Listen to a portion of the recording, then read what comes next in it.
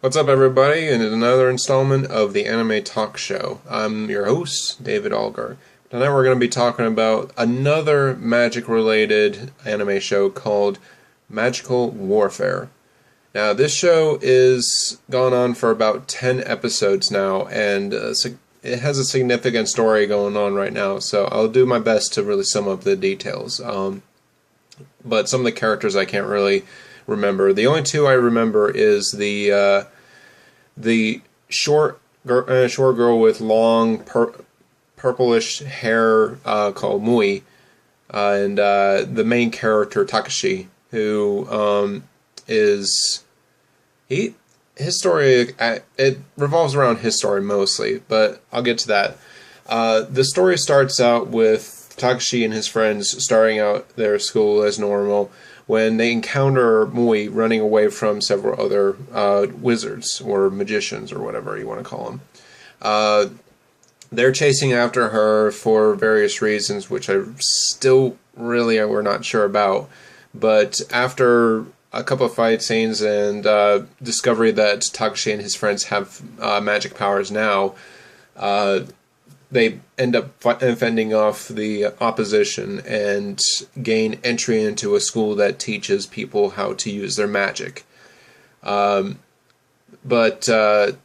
afterwards, they go back and they go into this world called the Ruin World, which is pretty much like the real world, only it's pretty much destroyed. And they try their best to get Mui's brother back, who turns out is brainwashed by a group of wizards known as the Trailers. I really have no clue why they call them that exactly, but they successfully get him back. They restore his memory back to what it once was. Apparently, the trailer magicians have a nice habit of kidnapping people and brainwashing them in order to do their own bidding.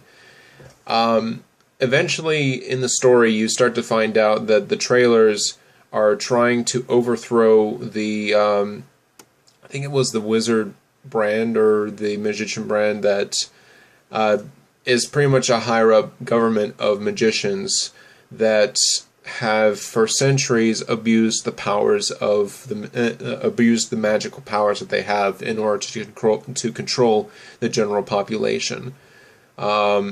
This is where it kind of gets gets one of the first problems.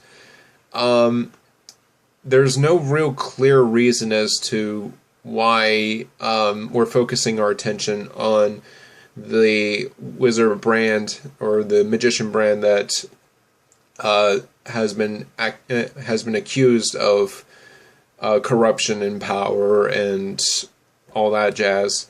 But the Trailers, their leader, who developed this hatred for the magician brand, stakes his life to try to rid the world of the wizard brand, and killing everybody in sight to do so. This is where it kind of really starts to make me realize this kind of plan is kind of bad in terms of their overall endgame goal. Though, that's pretty much just it. The plan is just kind of bogus and not really well thought out. But there is one good side to the show, actually. The main character Takashi has a brother called Gekko, who they have a complex relationship with. Even though they're brothers, they actually have a very severe brush with a misunderstanding. One of Takashi's friends is, I think her name is Isoshima, and she's pretty much the pretty girl that every boy kind of approaches and say, "Hey, you want to go out with me?" or something, and pretty much takes the an easy scare of like someone taking advantage of her, and she pretty much decides to say and go up to Takashi and say, "Hey, can you pretend to be my boyfriend so that guys won't come up to me and ask me out?" And eventually, Get-Go, his brother, wants to ask her out, but Takashi says, "Nah, that's not a good idea." And they get into an argument, and then he ends up accidentally pushing him into the road for a car to nearly hit him. He doesn't take this very well, so he pretty much stakes his life to pretty much killing him, in a sense. The only problem I have with the character Isoshime is that she really comes off as a girl who just takes advantage of the fact that that Takashi's not allowed to have any other relationships other than the fake one that they have right now. And to be quite honest, that's pretty much a real bitch move, honestly. I hate to call it that, but man, it's really horrible when someone like that is pretty much trying to take over your life or something like that. Especially when you're trying to put on a farce. You know, why not go out for real and develop feelings or something like that? You know, there's no real reason to really put on this act. You're old enough to say no and whatnot. She kind of makes it look like that she's victimized of every single guy that tries to touch her or anything like that, even though, yeah, just a simple touch on the shoulder is just enough for her to send into a screaming frenzy. So, I don't know what that's about. There are a couple of interesting characters on the show, but I gotta tell you, some of the specifics of the show is kind of lacking. Like, the show doesn't really make an effort to really explain a lot about the magic that's going on. Like, they went as far as, like, say, liberate, and then you'll have Super Saiyan magic powers or something like that. Or they don't really explain very well as to how the equipment really works, what different variants it has on the user.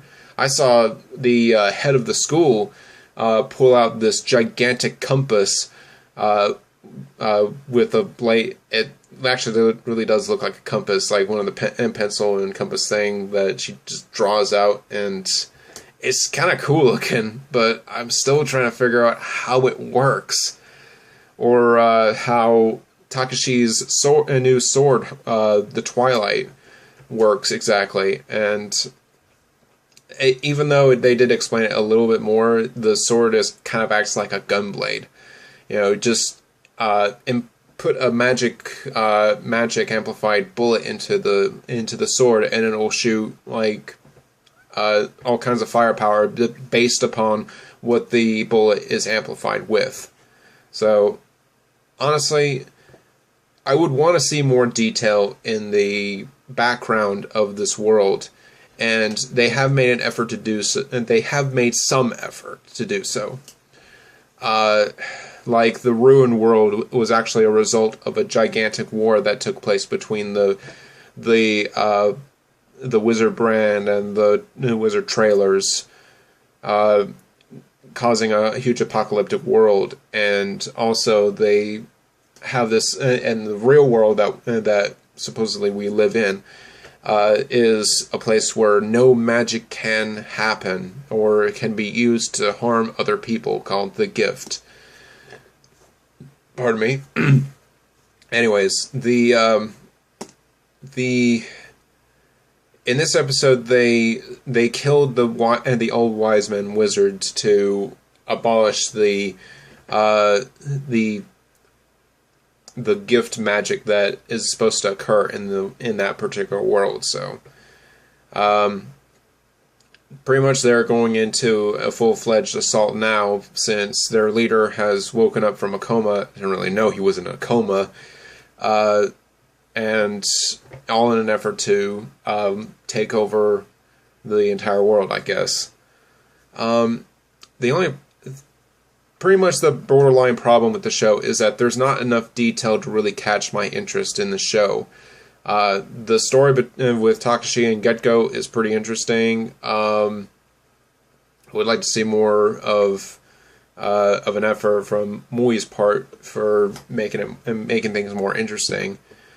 My guess, however, is that Takashi and his mother, along with the leader of the trailers, are all related. That is my call. That is my big time call on this bullshit or something like that, you know.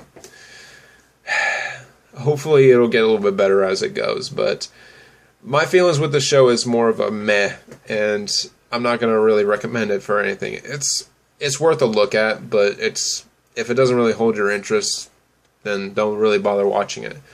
I know I said that this week I was going to talk about the Witchcraft Works, but I'm trying to work more on doing a full-fledged review of that particular show, because I do have a lot to say about it. And later on, I will also talk about the new anime shorts that are coming out right now.